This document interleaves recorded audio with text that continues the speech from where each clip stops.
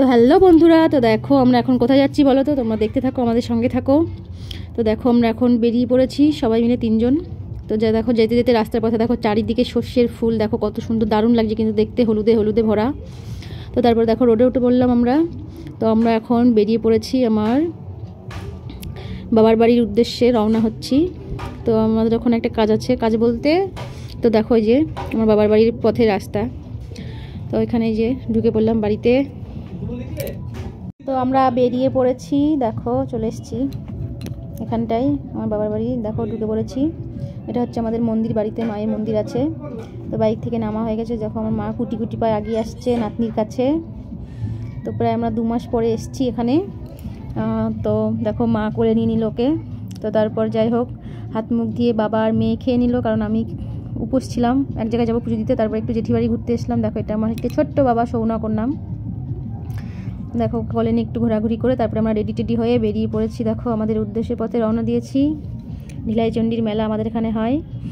তো আমি, আমার মা, বাবা, আমার হাজব্যান্ড সবাই মিলে যাচ্ছিলাম। দেখো ওখানে প্রচুর প্রচুর লোক। দেখো এখানেও কিন্তু সর্ষে বাগান চারিদিকে। দেখো এখন শীতকাল তো চারিদিকে সর্ষে বাগানটা দেখতে কিন্তু দারুণ লাগে। দেখো মেলায় পৌঁছে গেছি। এই মেলাতে কিন্তু ভীষণ ভিড় হয়, দেখো প্রচুর লোক চারিদিকে, বড় একটা বড় মাঠের মধ্যে চারিদিকে মেলা, দোকান নানান রকমের। তো এখানে আছে ঠাকুর ঢিলাই চণ্ডী নামে বিখ্যাত, এখানে আছে মনসা ঠাকুর।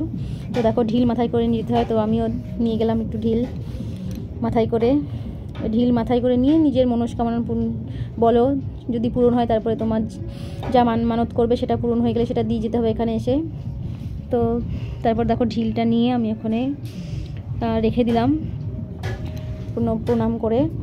তারপরে এখানে আমার মেয়ের বাতাসা, আমার বাবা মানত করেছিল মেয়ের জন্য বাতাসা ছিটাবে, 3 কেজি বাতাসা, তো সেটাই দিতে এসেছিলাম এখানে। তো তারপরে ওখানে দেখো ঠাকুরমশাই ছিল, পুজো দেওয়া হবে এখানে, দুধ কলা, মনসা ঠাকুর যেহেতু। তো বাড়ির থেকে দুধ নিয়েছিলাম, দুধ কলা সব কিছু দিয়ে ফুল সন্দেশ ধূপকাঠি ধরিয়ে ভালোভাবে ভক্তি ভরে পুজোটা দিলাম। তো ঠাকুরমশাই দেখো আমাকে বলছিল যে কি নিজে হাতে পুজো দেবে, আমি বললাম হ্যাঁ আমি নিজে হাতে পুজো দেবো। তো যেহেতু এত দূর থেকে এসেছি, আমাদের বাড়ি থেকে কিন্তু অনেকটা হাঁটতে হয়েছে প্রায় তোমার, আর এখানে মাঠের মধ্যে তো ওটার জন্য গাড়ি নিয়ে আসাও যাবে না, হেঁটেই আসতে হবে। তারপরে যাই হোক পুজোটা দিলাম। পুজো দেওয়ার পরে মেয়ের নামে পুজো, ধরো মেয়ের যেহেতু মানত, তো মেয়েকে নিয়ে ওখানে বসে পড়া হয়েছিল। তো আমার মেয়ে নামে ওখানে পুজো করা হলো।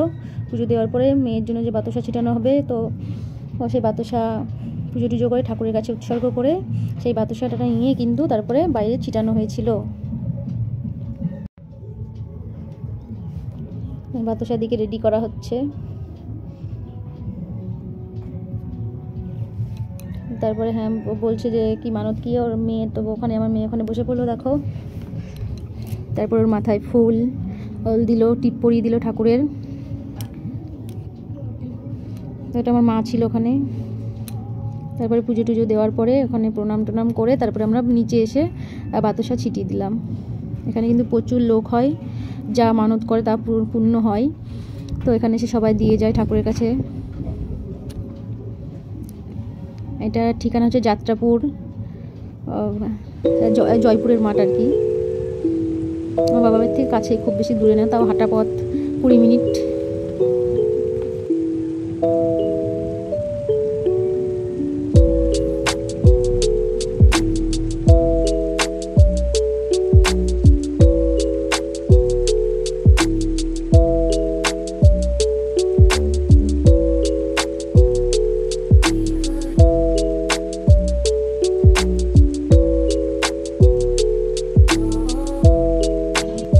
তারপরে দেখো এখানে দেখো আমি আমার মেয়ে মিলে বাতাসা ছিটাচ্ছিলাম। দেখো বাতাসা ছিটানোর সময় প্রচুর লোক জমা হয়ে গেছিলো এখানটায়, দেখো। তো তারপরে দেখো বাবা দিয়ে, আমি দিয়ে, মেয়ে দিয়ে সবাই মিলে বাতাসা ছিটাচ্ছিলাম। দেখো কত লোক বাতাসা ছিটিয়েছিল, সবই ছিটানো হয়েছিল, 2-1টা রেখে প্রসাদ। তো ভীষণ মজা হলো বাতাসা ছিটিয়ে। তো ওই জায়গাটা খুবই জাগ্রত, সবার মনস্কামনা পূর্ণ হয়। তোমরাও চাইলে আসতে পারো। তো ভিডিওটা কেমন লাগলো কমেন্ট করে অবশ্যই জানাবে, লাইক করবে, সাবস্ক্রাইব করবে, শেয়ার করবে।